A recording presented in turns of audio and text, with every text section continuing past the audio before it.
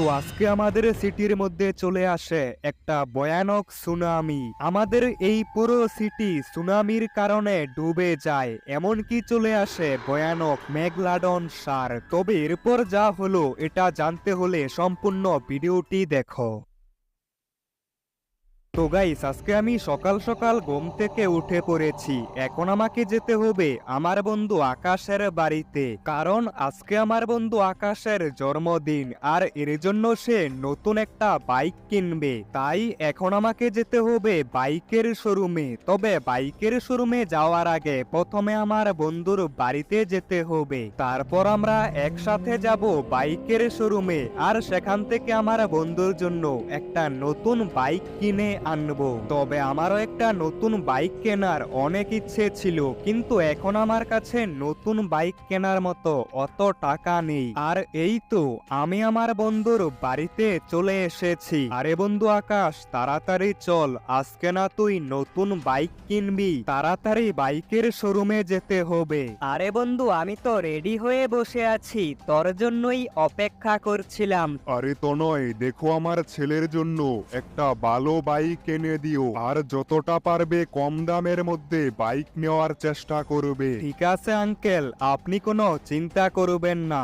আরে বন্ধু তাড়াতাড়ি চল, না হলে আবার বাইকের শোরুম বন্ধ করে ফেলবে। কিন্তু আকাশ, তুই কোন বাইকটা নিবি, কিছু কি ঠিক করলি? আরে বন্ধু, কোন বাইকটা নিব সেটাই তো বুঝতে পারছি না। তবে আমি এরকম একটা বাইক নিব যেটা আমাদের সিটির আর কারো কাছেই নেই। আর এই তো আমাদের সিটির সব থেকে বড় বাইক শোরুমে চলে এসেছি।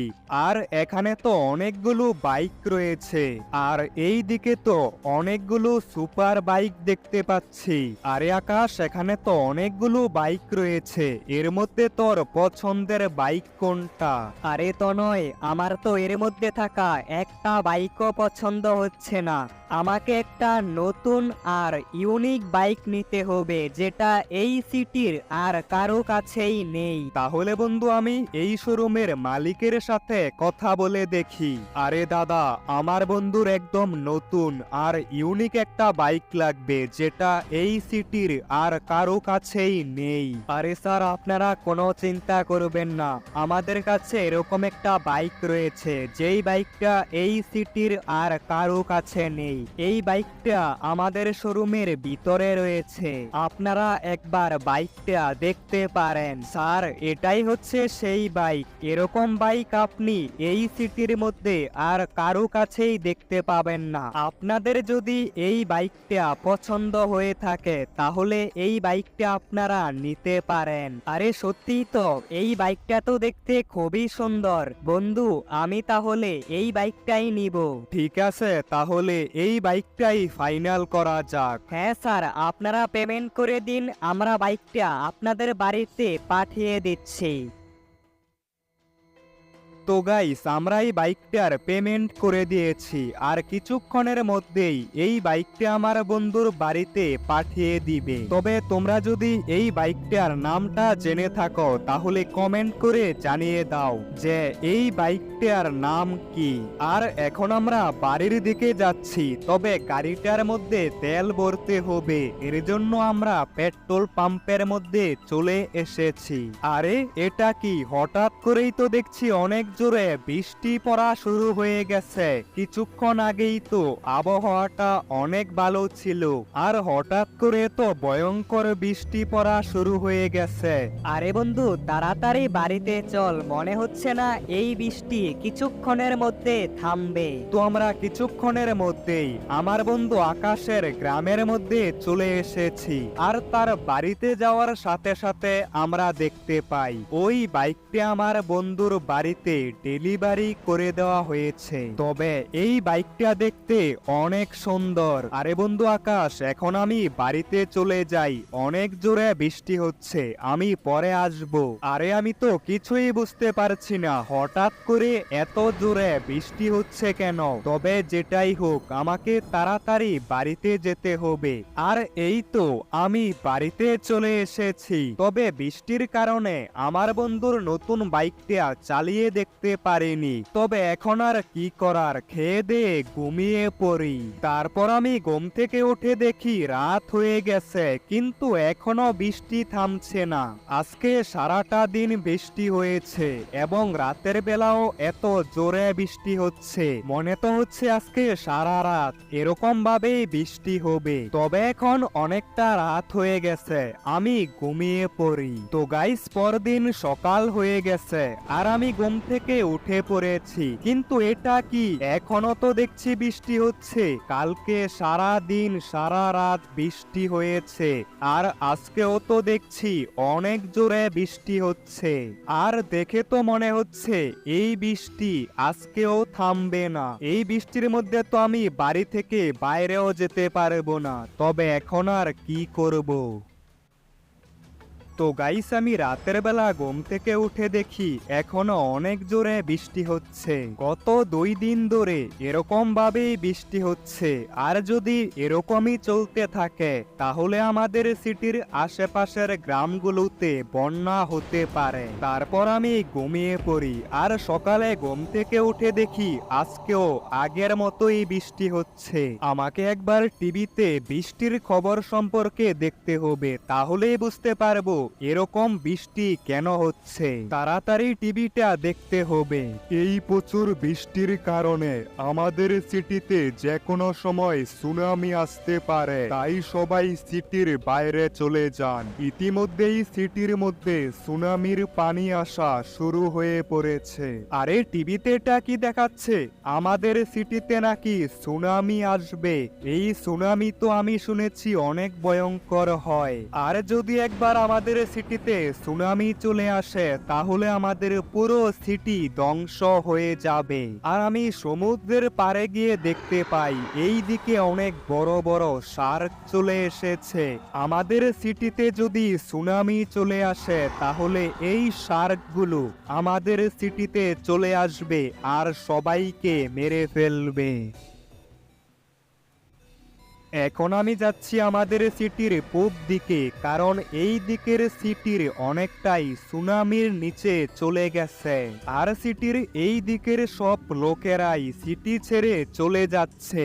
কারণ যদি এইভাবেই বৃষ্টি হতে থাকে তাহলে এই পুরো সিটি পানির নিচে চলে যাবে আর আমাদের পুরো সিটিটা ধ্বংস হয়ে যাবে।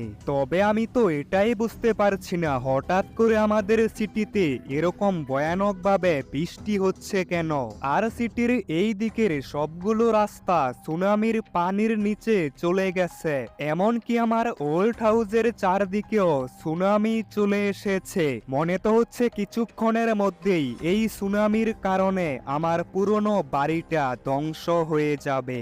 আর আমার তো মনে হচ্ছে যে কোনো সময় আমাদের এই সিটিতে ভয়ানক একটা সুনামি আসতে পারে। এখন আমাকে তাড়াতাড়ি আমার বন্ধু আকাশের গ্রামের মধ্যে যেতে হবে, কারণ ওই গ্রামটার মধ্যে খুবই সহজে সুনামি চলে আসে। আর যদি একবার সুনামি চলে আসে তাহলে আমার বন্ধুদেরকে আর বাঁচাতে পারবো না। কিন্তু সিটির এই দিকে এখনো পর্যন্ত সুনামির পানি আসতে পারেনি। তবে আমি গ্রামের মধ্যে গিয়ে দেখতে পাই গ্রামের অনেকটাই সুনামির নিচে চলে গেছে আর গ্রামের অনেকগুলো বাড়িঘর ধ্বংস হয়ে গেছে। আরে বন্ধু, মনে তো হচ্ছে কিছুক্ষণের মধ্যেই এই পুরো গ্রামটা সুনামির নিচে চলে যাবে।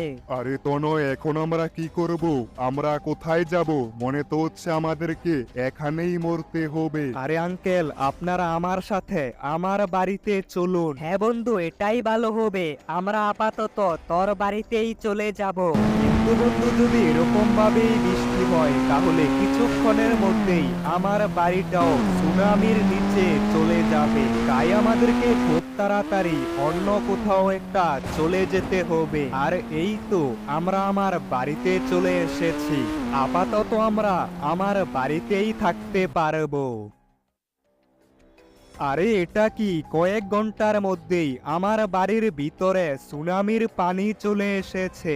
আর যদি এরকম ভাবেই চলতে থাকে তাহলে আমার পুরো বাড়িটা সুনামির নিচে চলে যাবে। আমার তো মনে হচ্ছে আমাদেরকে এখনই অন্য কোথাও যেতে হবে, না হলে আমরা সবাই এই সুনামির মধ্যেই মারা পড়ব। আমাদেরকে তাড়াতাড়ি একটা উঁচু জায়গার মধ্যে যেতে হবে যেখানে আমরা অনেকটাই নিরাপদে থাকতে পারবো।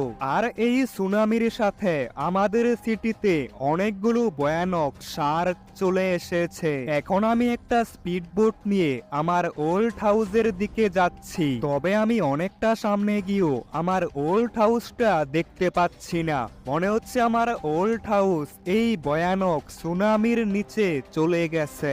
আমাকে এখন তাড়াতাড়ি পুলিশ স্টেশনে যেতে হবে, সেখানে বেশ কয়েকটা হেলিকপ্টার রয়েছে। এই হেলিকপ্টারগুলোর মাধ্যমে আমরা কোনো একটা উঁচু জায়গার মধ্যে যেতে পারবো।